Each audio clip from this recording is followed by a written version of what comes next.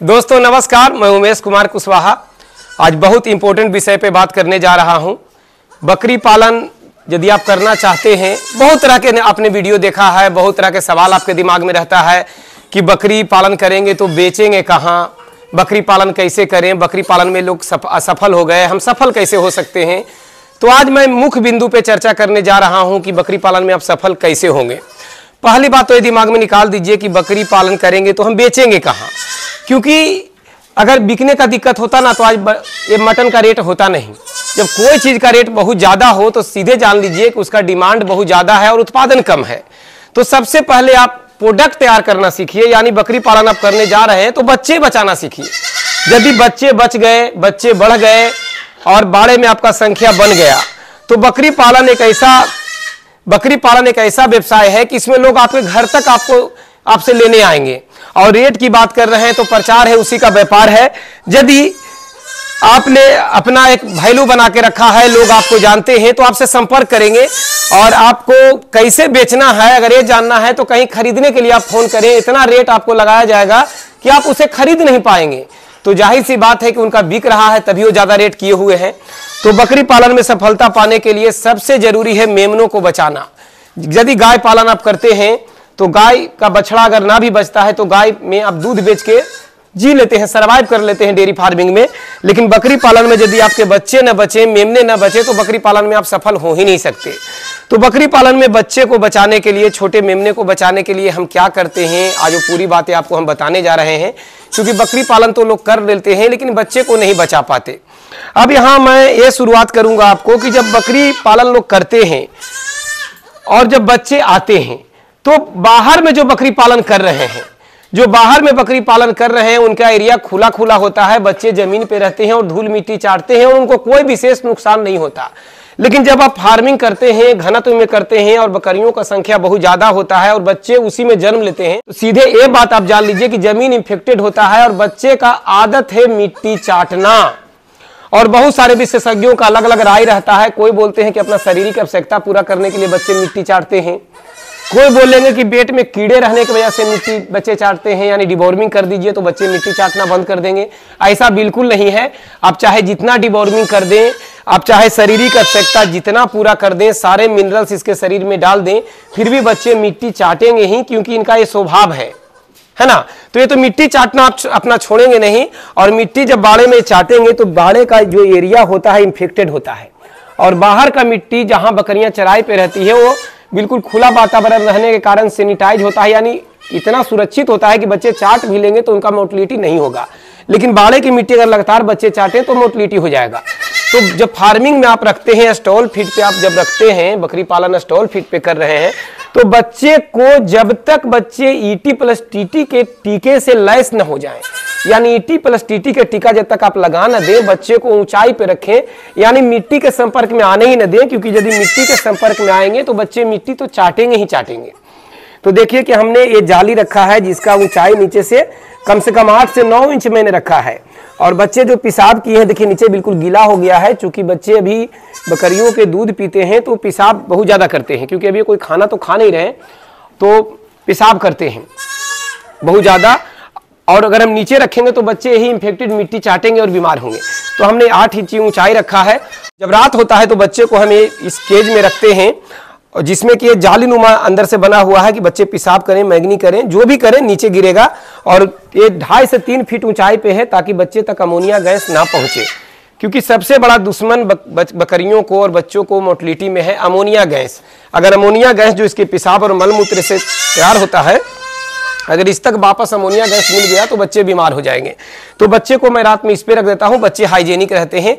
इससे बड़े बच्चे हैं जिसको मैंने इधर रखा है और इसको हमने खाने के लिए हरा चारा दे दिया है। अभी अपने खेतों में हरा चारा भरपूर मात्रा में हो रहा है तो मैं बिल्कुल दोनों टाइम बकरियों को हरा चारा ही खिलाता हूं। तो यहां से यहां जहां भी आप देख रहे हैं सभी बकरियां हरा चारा ही खा रही है। तो अभी चूंकि हम किसान हैं और खेत में गोभी के पत्ते भरपूर मात्रा में है, नेपियर भरपूर मात्रा में है, बरसीम घास भरपूर मात्रा में है। वैसे अभी हमने साइलेज के लिए मक्का लगा के रखा है खेतों में, जो तैयार हो जाने के बाद मैं साइलेज बनाऊंगा और बहुत जल्द वो तैयार होने वाला है। जैसे ही तैयार हो जाएगा उसका साइलेज बनाऊंगा। खेत में अभी मैं जय लगा के रखा हूँ, बरसीम लगा के रखा हूँ और नेपियर तो परमानेंट लगा के रखता हूँ। तो ये हरे चारा भरपूर मात्रा में है और उसी को खिला करके मैं बकरियों को अभी रख रहा हूँ। अब बच्चे की बात करूं तो चूंकि बच्चे नीचे पेशाब कर देते हैं और नमी बनता है जिसमें कि जीवाणु पनपते हैं, तो ये चूना पाउडर आप रखें। ये बुझा हुआ चूना है जो हवा लगने से पाउडर हो गया है। इस तरीका से जहां बच्चों को आप रखते हैं, इस तरीका से बस इतना कर दे तो बस ये सैनिटाइज हो गया। इसके वजह से बच्चे कुछ खांसेंगे भी तो दिक्कत नहीं है, इससे कोई नुकसान होने वाला नहीं है, क्योंकि ये बुझा हुआ चूना है, यानी इसने अपना असली गुण खो चुका चूना है, इससे बच्चों को नुकसान नहीं होगा। अब हम चूना पाउडर नीचे दे दिए तो जितना जीवाणु पनपने के लिए तैयार था वो खत्म हो गया। अब ये अगर जीवाणु इसमें रहता तो रेंग के वापस आता और बच्चे तक ऊपर भी पहुंचता, जो कि नुकसान होता। लेकिन इतना ऊंचा जगह पर्याप्त नहीं है, इतना ऊंचा में अमोनिया गैस इस तक पहुंचेगा। तो ये मैं दिन में रख रहा हूं और रात में मैं जैसा कि बताया कि ये बना के रखा है जिसमें मैं रखूंगा। और इससे बड़े बच्चे ऊपर हैं जो 3 माह के होने वाले हैं, इनको ईटी का टीका लगाकर फिर नीचे उतार दूंगा। जो बच्चे इससे बड़े हैं, ईटी प्लस टीटी और पीपीआर का टीका लग चुका है, उनको बाहर निकाल दिया गया है और वो अपने बाहर बिल्कुल सेट हैं और उनको भी हरा चारा दे दिया गया है, वो खा रहे हैं। तो तरीके बना के रखें, जो भी बाड़ा बनाते हैं उनको एरिया बाय एरिया बनाएं, ताकि किस बच्चे को, किस साइज की बकरी को, किसको हमें कहाँ रखना है ये आपको पता होना चाहिए। तो एक तो आप समझ लिए कि बच्चे को किस तरीका से रखना है। विकल्प ये नहीं है कि डिवॉर्मिंग कर दिए तो पेट के कीड़े मर गए तो मिट्टी नहीं चाटेंगे, शारीरिक आवश्यकता पूरा कर दिए तो मिट्टी नहीं चाटेंगे, ऐसा नहीं है। वो चाटेंगे ही, उनका स्वभाव है। तो आप बाहर में रखते तो सैनिटाइज है, वो अंदर दूषित है, बस यही अंतर है। तो जब स्टॉल फीट पे रखते हैं तो बच्चे को ऊंचाई पे रखें। ये बात जब फार्मिंग आप करते हैं, करने का प्लान करते हैं, तो आपको यही लगता है कि बाहर वाले किसी के बकरियों के बच्चे नहीं मर रहे हैं, मेरा क्यों मरेंगे। तो सीधा उसका बस यही वजह है मरने का कि आपका एरिया धीरे धीरे दूषित हो जाता है और बाहर का एरिया दूषित नहीं होता है। इसलिए वो व्यक्ति कैसे भी रखता है तो अपने बच्चे को बचा लेता है, बकरियों को, बच्चे को बचा लेता है और आपसे नहीं बच पाता। तो ये तो हमने यहाँ तक तो आप समझ चुके होंगे। अभी चूंकि बच्चे ये बिल्कुल नवजात हैं, यानी ए में 2 दिन, 3 दिन और 4 दिन के ही बच्चे हैं। जैसे ही बच्चे 12 दिन के हो जाएं, यानी 10 दिन से ऊपर हो जाएं, 12 दिन 15 दिन को हो जाएंगे, तो इनका फर्स्ट डिवॉर्मिंग मैं कर दूंगा। डिवॉर्मिंग का मतलब होता है पेट के कीड़े की दवा देना। यानी पेट के कीड़े की दवा आप नहीं देंगे तो बच्चे के पेट में बहुत सारे कीड़े उत्पन्न हो जाते हैं, जो माँ के दूध से, यानी जो बकरियों के दूध से इसे पोषण मिलने वाला है उसका 85% कीड़े खा जाएंगे और बच्चे कुपोषित हो जाएंगे, क्योंकि 15% ही मिलेगा इनको। और वो कीड़े की वजह से बच्चे धीरे धीरे एनीमिक होकर मर जाएंगे। तो 12 दिन, 15 दिन, यानी 10 दिन के बाद 12 से 15 दिन में आपको फर्स्ट डिवॉर्मिंग कर देना है। डिवॉर्मिंग के लिए बहुत सारे दवा हैं, आप किसी भी दवा का इस्तेमाल कर सकते हैं। मैं पहला दवा लगभग इस्तेमाल करता हूं बेंडिकाइंड प्लस, है ना। 1 ml 4 किलो बॉडी वेट के अनुसार बच्चे को देता हूं भूखे पेट। और आप चाहें तो किसी भी दवा का इस्तेमाल कर सकते हैं। बहुत कुछ ही करने होते हैं और बहुत कुछ सीखने होते हैं, तभी मैं कहता हूं कि ऑनलाइन भी ट्रेनिंग आप घर बैठे ले सकते हैं, जिसमें हर चीज़ों को बारीकियों से समझाया जाएगा और हमेशा मैं आपसे जुड़ा हुआ रहूँगा। लेकिन आपको तो लगता है कि मैं सीख देख देख के ही कर लूँगा, तो भाई कर लीजिए, मैं वही तो बताने के लिए आया हूँ। लेकिन अगर आप ट्रेनिंग ले लेते हैं आकर यहाँ या फिर ऑनलाइन, तो आप एक एक चीज़ों को समझ चुके होते हैं और लाखों लगाने जा रहे हैं और थोड़ा सा लगा के आप उन लाखों को सुरक्षित कर सकते हैं। तो चलिए कोई बात नहीं, ट्रेनिंग को मैं जानता हूँ आप लोग फालतू चीज़ समझते हैं, वीडियो नहीं देखेंगे, ट्रेनिंग का बात किया हूँ तो आप भाग जाएंगे। तो ये डिवॉर्मिंग आपको कर देना है। फर्स्ट डिवॉर्मिंग 12 से 15 दिन पर, सेकंड डिवॉर्मिंग 45 दिन पे कर देना है, जन्म से जोड़ना है। सेकंड डिवॉर्मिंग 45 दिन पर और थर्ड डिवॉर्मिंग 3 महीने पे करना है, जन्म से जोड़ना है, यानी 90 दिन। और उसके बाद 3-3 महीने पे होते रहेगा। हर बार डिवॉर्मिंग दवा बदल के करेंगे, हर दवा का डोज अलग अलग होता है। अपना वेटनरियन से या फिर अपना ट्रेनर से राय ले लेंगे, जानकारी के अनुसार करेंगे चीज़ों को। और डिवॉर्मिंग, हर डिवॉर्मिंग के चौथे दिन आपको liver tonic 1 ml 4 kilo body weight के अनुसार 5 से 10 दिन चला देने हैं। तो ये करने से क्या है कि बच्चे के पेट के कीड़े मर जाएंगे, तो बच्चे बिल्कुल सुरक्षित हो जाएंगे, कहीं से इनको दिक्कत नहीं होगा। अब क्या है कि डिवॉर्मिंग तक तो हमने बताया।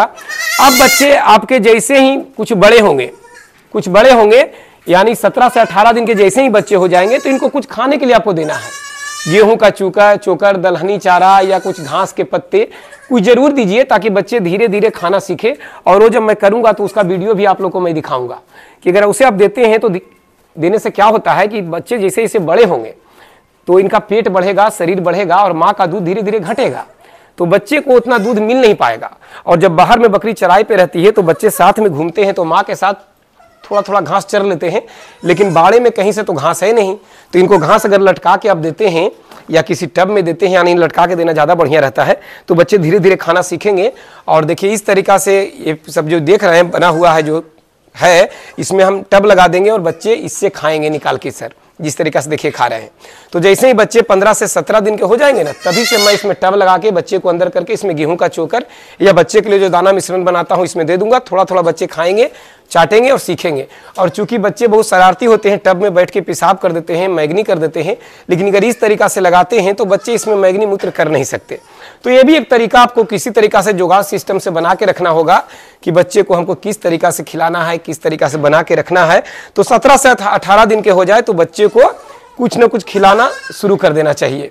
तो अगर इस तरीक़ा से करते हैं तो बच्चे आपके बचेंगे।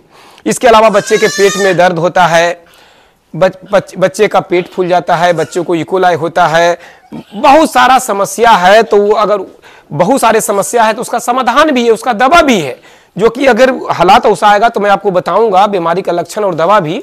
लेकिन सीधे यहाँ मैं बचाव के लिए वीडियो बना रहा हूँ, तो मैं सीधा एक बात बोल दूं कि यदि आप सुरक्षित रखते हैं, बच्चे को ऊंचाई पे रखते हैं, अमोनिया गैस से बचा के रखते हैं, मिट्टी चाटने से बचा लेते हैं, तो कोई भी बीमारी नहीं होगा। बच्चे बिल्कुल आपके पल जाएंगे विदाउट कोई बीमारी के, बिल्कुल नहीं होगा। सारे बीमारियों का जड़ है नमी के संपर्क में आना, सारे बीमारियों का जड़ है अमोनिया गैस के संपर्क में आना।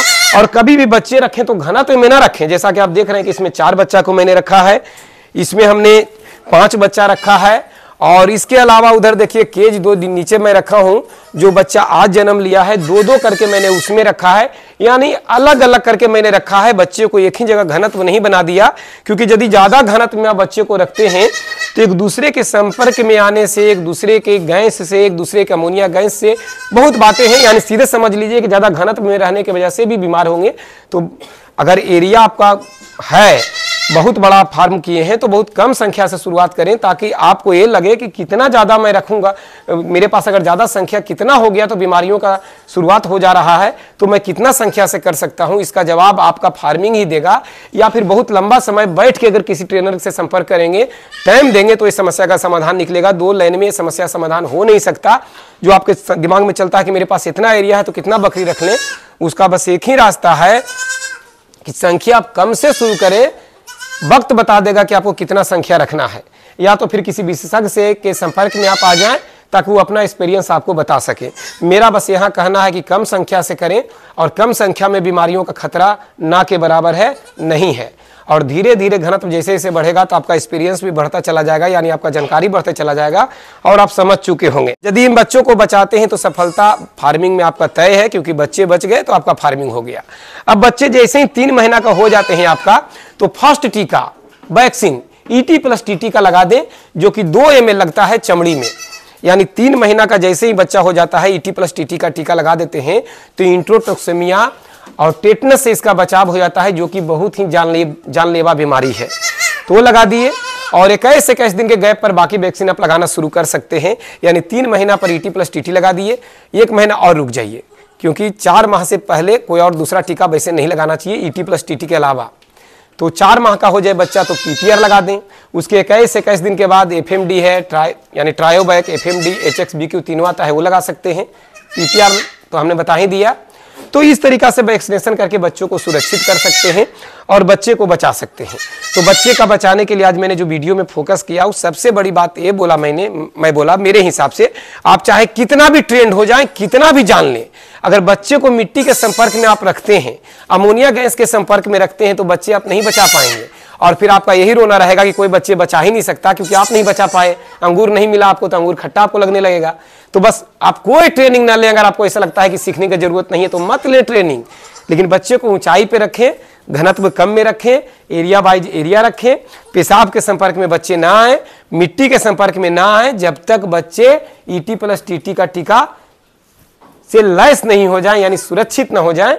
और बाहर का दुनिया और अंदर का दुनिया में जमीन आसमान का अंतर होता है, और यही 90% लोग नहीं समझ पा रहे हैं, इसके कारण वो बच्चे को नहीं बचा पा रहे हैं। तो दोस्तों धन्यवाद, प्रणाम, नमस्कार।